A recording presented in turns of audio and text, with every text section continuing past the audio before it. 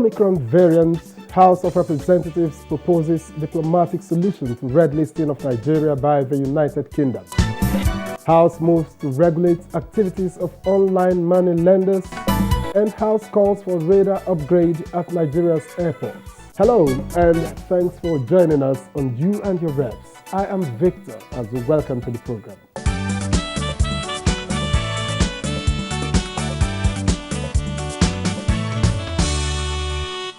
The House of Representatives has expressed disappointment over the red listing of travelers from Nigeria by the United Kingdom since Monday, 6th December 2021, due to emergence of the Omicron variant. National Assembly correspondent Lami Ali reports that the issue took up most part of the day's plenary, with the lawmakers suggesting a diplomatic resolution of the matter. The issue was raised by Minority Leader Ndudi Elumelu on the matters of urgent public importance. House members noted the implications on individuals and businesses and wondered why the UK chose to apply the measure on Nigeria and few African countries when the same virus has been found in many countries in Europe. It does not exempt over 8,000 Nigerian travelers that have bought air tickets to visit Nigeria during this festive period, as the restriction will affect their re-entry into the United Kingdom. Announcement of the emergence of this disease to say, yes, Nigeria will have it. It was the NCDC that made this announcement, that we have it in Nigeria, as if they are waiting for disease to emerge. Before they announce that we have it. Now, what is the point of the British government? This is a time that there is need for us to fix our country. We've had a whole lot of brain drain, Mr. Speaker, and we need to fix our healthcare. We need to fix our educational system. Among our own responsibility is to ensure we protect the citizens of our country wherever they are.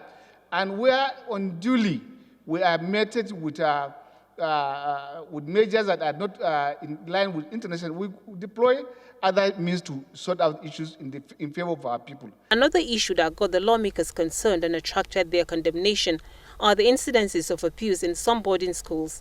They cited the case of the late 12-year-old Sylvester Romoni of Darwin College, Lagos, and 14-year-old Karen Akpage of Premier Academy, Abuja, and called for investigations. We cannot watch this kind of situation happening in our boarding schools across the entire country. Nigerian authorities do not appear to recognize their obligation to adopt and implement appropriate measures to ensure women and girls are protected. The House passed a resolution urging security agencies to establish outposts at Omala in Kogi State to curtail communal clashes as moved by Abdullahi Halims. Bagana is currently bedeviled with insecurity as warring factions of the infamous Agatu crisis, which took refuge in Bagana, are often clashing. A bill seeking reforms to regulate legal profession was among the four that passed second reading, while 3 bills passed, including the bill to establish Nigeria Postal Services Commission for the development and regulation of such services in Nigeria. Chairman House Committee on Information, Segun Odebumi, has laid the report of the bill to establish Council of Advertising Practitioners for consideration. In another development, the Deputy Speaker Ahmed Idris Wasi has hosted the Student Union Government of the University of Jos, during which he urged their contributions to peaceful coexistence in Plateau State.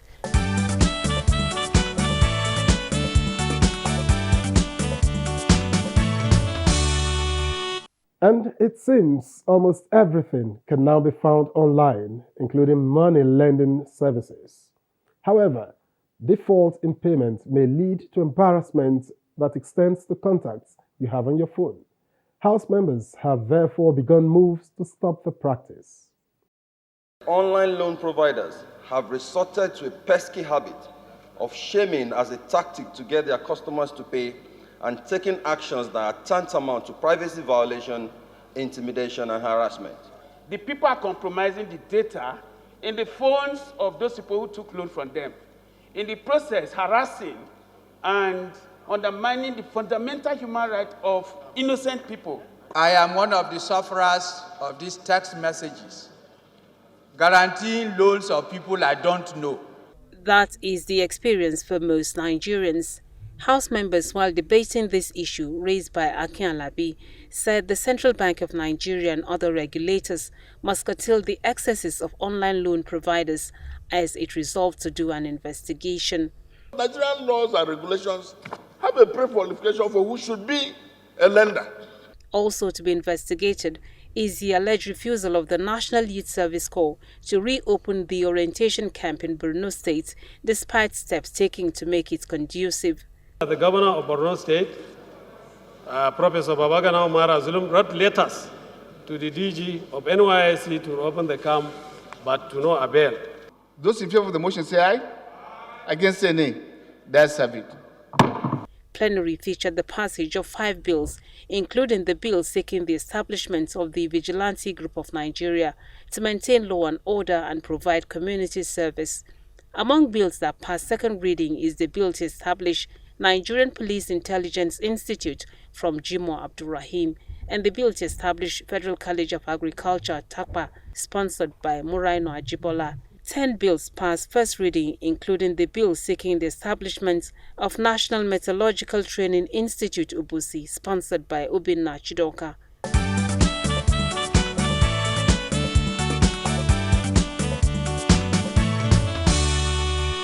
Meanwhile, the House of Representatives has urged the Ministry of Aviation to improve safety in the country's airspace by upgrading radar coverage equipment. The equipment helps controllers to access images of aircrafts.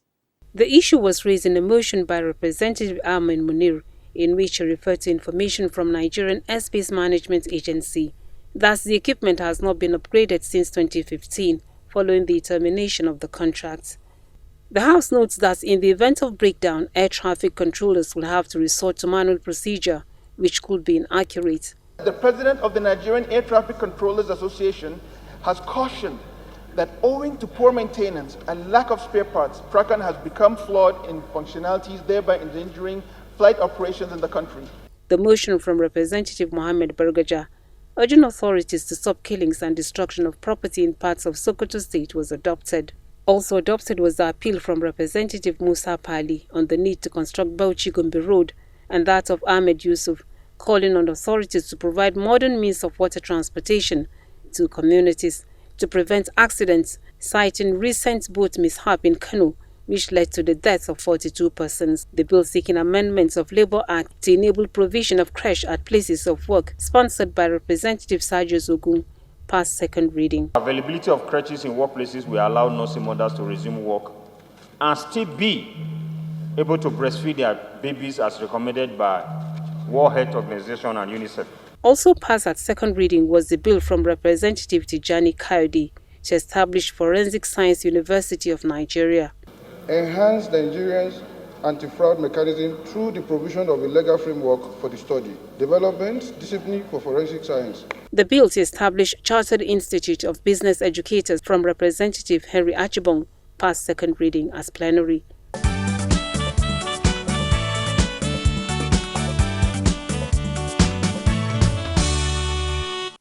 And the gavel is one of the most significant tools used in the parliament. You'll also find it an important tool in the court. What is the gavel used for in the House of Representatives, and how important is it? Let's hear it from the chairman, House Committee on Rules and Business, Abubakar Fulata.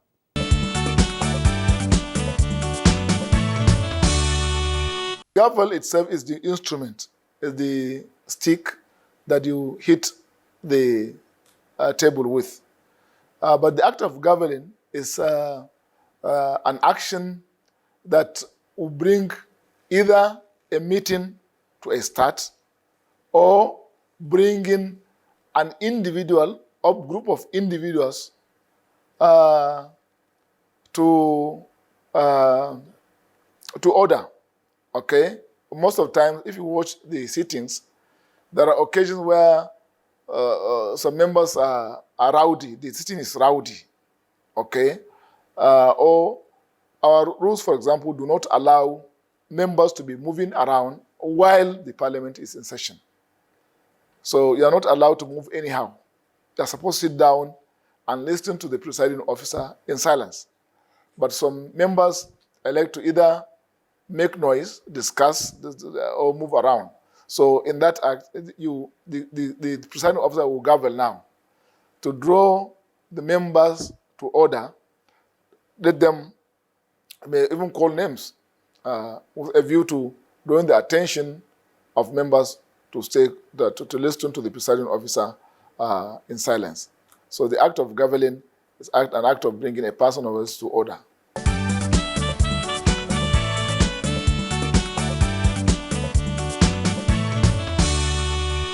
The recent jailbreak in Jos happens to be the 5th time a custodial facility is breached in 2021 alone. So, as actors in the criminal justice sector are seeking lasting solutions to the challenge, we went to the Chairman, House of Representatives Committee on Reformatory Institutions to see how legislations might help. Here's what we got.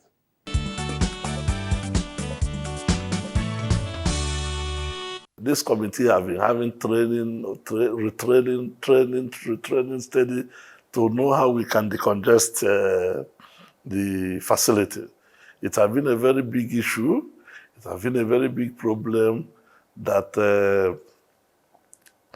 awaiting trials have been kept without trying them.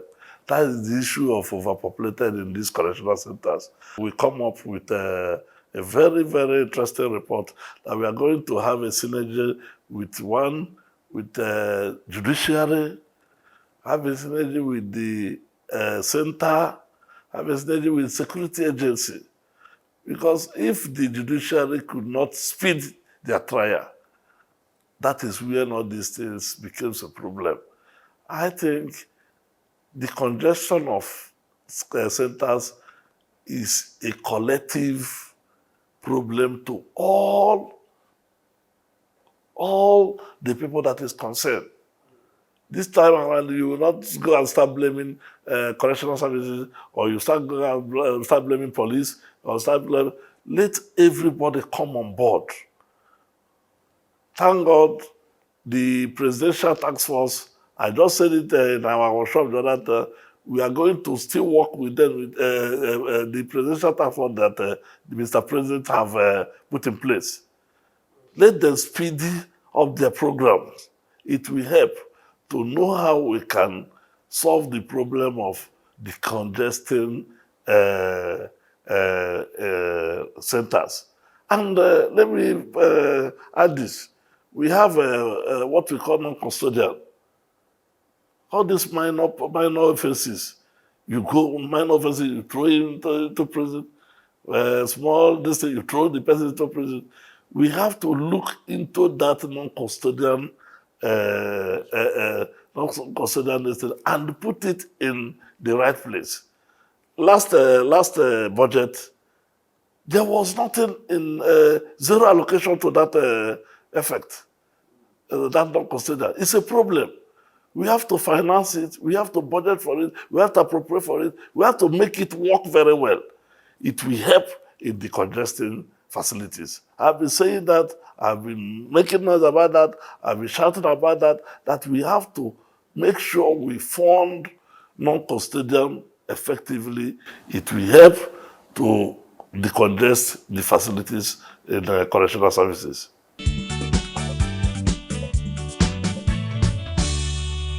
I always say the problem in correctional centers is funding. Number one. Funding. Number two. Funding. Number three. Do you know why I continue hammering on this funding? We still have mud houses, dilapidated houses that is not supposed to be a place to keep a human being. Even animal, you cannot keep an animal there. But you see people being kept there in the name of correctional centers. We need to look very well critically in terms of funding correctional services. I am not saying that we are going to do it in one day, or rather 1 year, but it's a process. We should look at the funding very, very well. I'm talking of this 2022 budget that is coming up. Let us appropriate a reasonable a reasonable, when I say reasonable, okay, for example, their last capital is 12 point something billion. What can 12 point something billion do to over 200 and something facilities? What can it do? It cannot do anything. So I continue hammering on the funding of correctional services. That is the only way, one, the infrastructures can be revived. That is the only way that the security apparatus can be revived.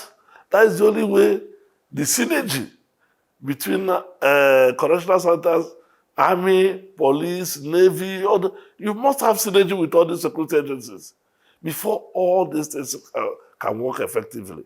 I was shocked to visit some correctional centers that is still in place. A correctional center that was built 1920, 1930.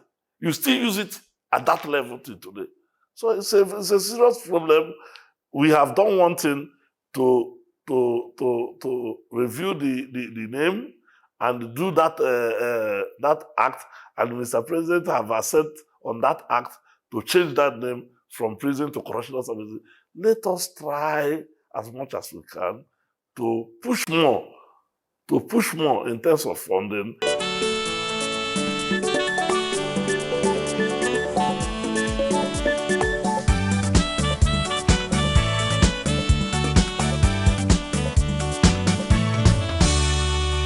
National Assembly members are expected to embark on Christmas break this week. But as they do so, some food for thought from the streets. We got ordinary Nigerians setting the agenda for when legislative work resumes in 2022. I urge the National Assembly to make a law that if you are a governor, a minister, or state assembly, House of Rep, I want the government to make a compulsory law that their children, will be in our Nigeria university. The first law I want the National Assembly to look into will be the Pension Act that involves all retirees. I understand.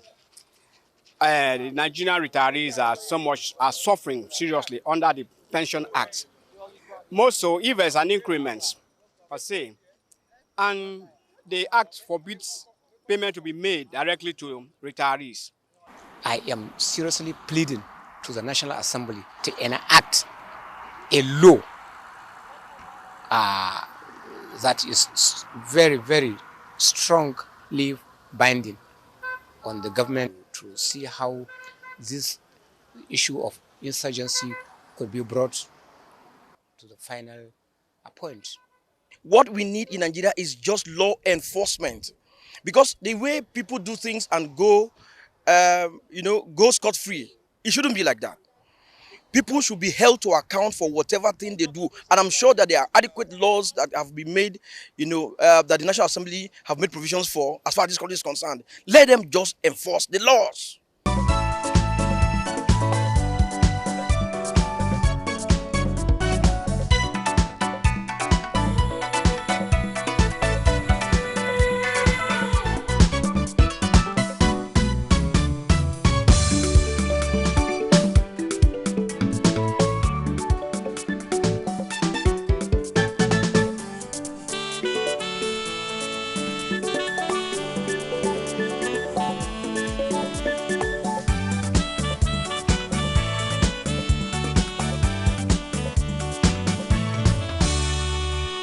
This week on You and Your Reps, our focus shifts to the House Committee on Women in Parliament, where Taiwo Oluga holds sway. We got talking about women's participation in governance and, of course, our committee's efforts to improve the numbers. Take a look.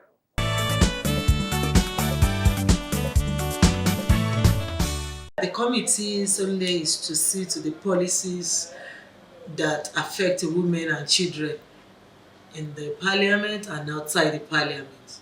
Also, our jurisdiction covers those in the state houses of assembly, and we have been doing well.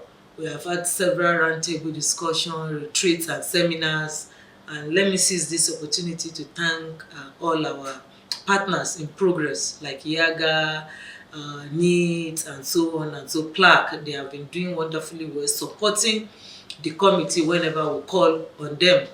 We're at the level of especially the 35% affirmative action that we have been clamoring for, and the constitution review is ongoing. There has been synergy between us and the Senate, and the chairman of the Constitution Review Committee, the Deputy Speaker, Right Honorable Idris Wase, we are reading his body language, and we believe this time around we're going to get it right. Also, we're thinking that when it comes to the floor, we have some of our men that they are champions.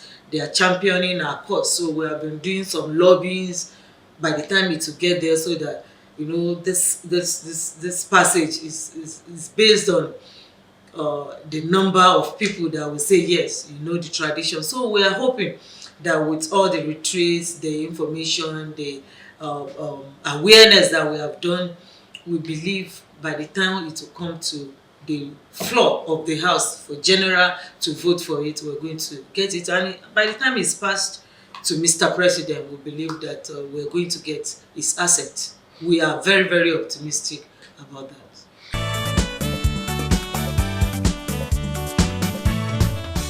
Seeks to achieve that. Let's reserve a particular one seat per state, one per state, for a female member to contest. So it means that one is no-go area. For example, now my own state, we have 9 representatives. It means the other 9 seats is open up to both male and female.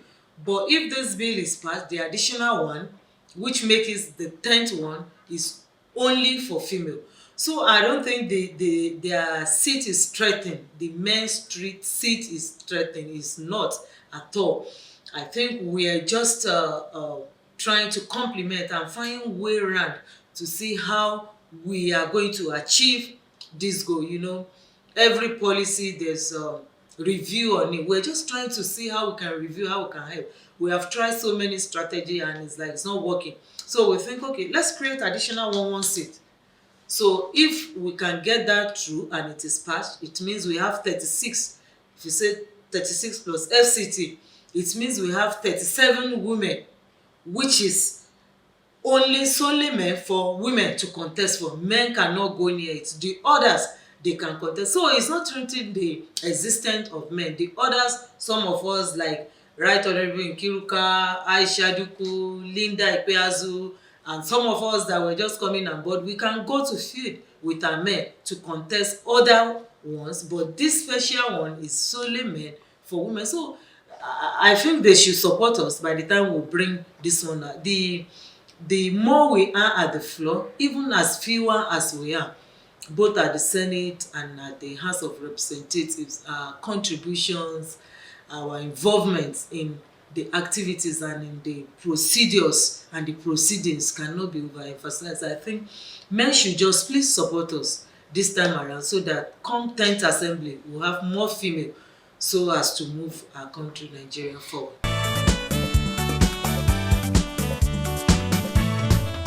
It's not that we're weaker vessel or we're saying this thing. In fact, I think there's a clause in the bill that it is for a period of 5 years. I'm not too sure, but I think I read something like that. It is not going to be forever. But we're just going to say that, okay, we have additional women in the parliament. And we have tried all means. It's like it's not working. People that are rugged like us, they are not many. And we're just thinking, bringing more women. And we just want to achieve this in no time. And we think, okay, the best way to go is to create additional seats. So I think this additional seat, if being passed, is fine, is nice. And I want to go with the period suggested as Honorable Nkiruka, that for the period of 5 years, let's just bring more female. Once you are here, then you know the terrain. You know how to go back home, give back to your community. You know how to go back home, liaise with them. You know how to go back home, make sure you work at the grassroots. Because that's what qualifies us. It's not because we are female. For example, my federal constituency now, 21 years, female has been representing us. I have my leader, Right Honorable, the first female speaker, Ete, from my constituency. After that, I have the big sis that came on board, Honorable Ayomidiron. And after her, I came on board. Honorable Ete had 3 terms, 12 years, added to 8 years of Honorable Ayomidiron, making 20 years. And here I am going to 3 years now. So it means it's not about being female. It's about being upright, being accessible to the constituent. They are seeing you, they feel there's no need, that they are doing it better way than, okay, men will do better too. Yes, this female, they are good.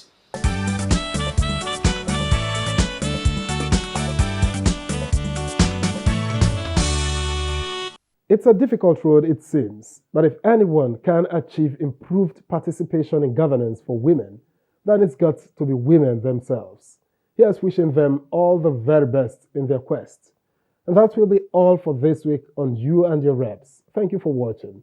I am Victor Azu. See you next time.